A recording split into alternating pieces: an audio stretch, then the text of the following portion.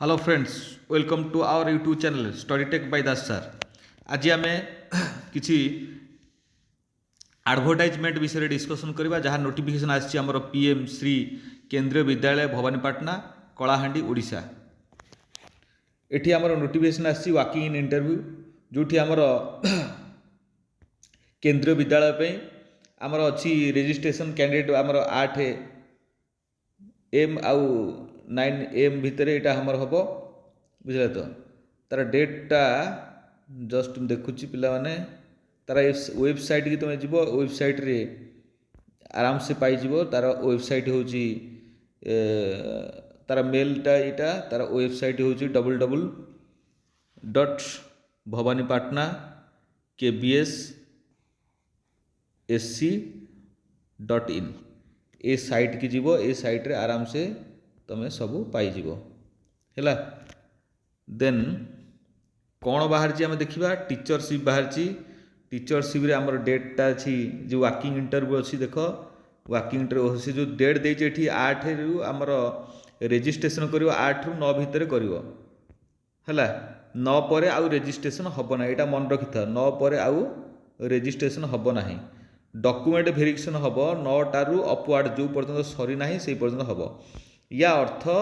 23/2 एवं जो 23 तारीख अच्छी फेब्रुआरी मास 23 तारीख रे बा मंडे दिन से वाकिंग इंटरव्यू तार इंटरव्यू हम अनवार्ड 9 बा 9टा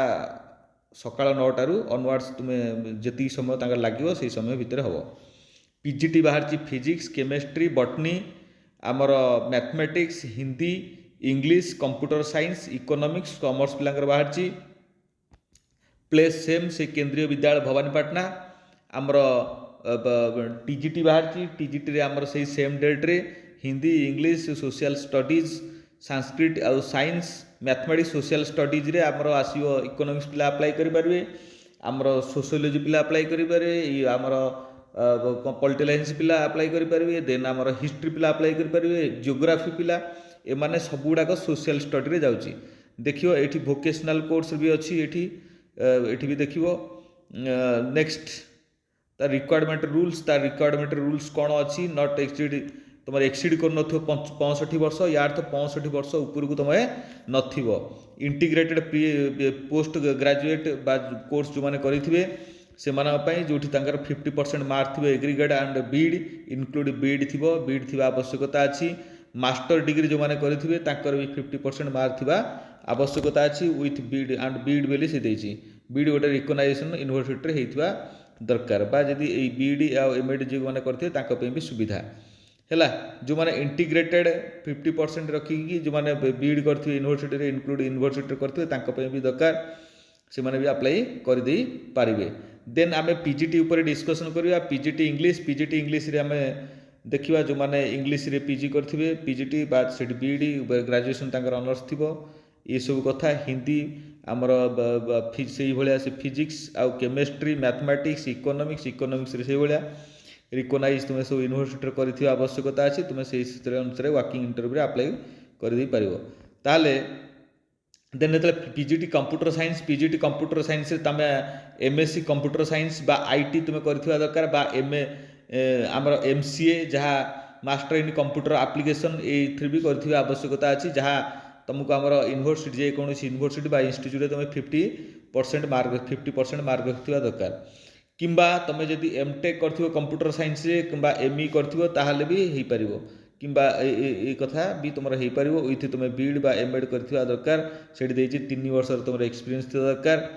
देन तो एज कथा कहूँ एज कथा तुम नॉट एक्सीड तुम 65 वर्ष उपरकू न या अर्थ 65 वर्ष तलू हो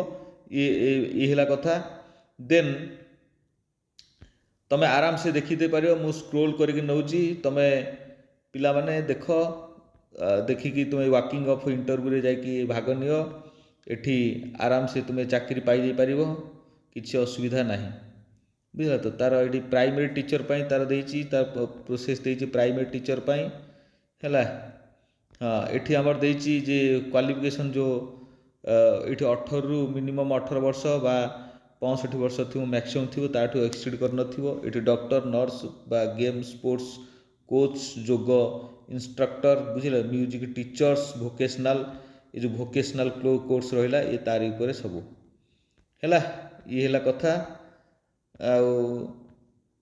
ତୁମମାନେ ଯାଅ ଆଉ ୱାର୍କିଂ ଅଫ୍ ଇଣ୍ଟରଭ୍ୟୁ ଏଇଟା ହେଉଛି ତା'ର ଫର୍ମ। ଏଇ ଫର୍ମକୁ ତୁମେ ଡାଉନଲୋଡ଼ କରିବ। ଏ ଫର୍ମକୁ ଡାଉନଲୋଡ଼ କରି ଫିଲ୍ଅପ୍ କରିବ, ଫିଲ୍ଅପ୍ କରି ତାଙ୍କୁ ନେଇକି ଦେବ, ତୁମର ରେଜିଷ୍ଟ୍ରେସନ୍ ହେବ।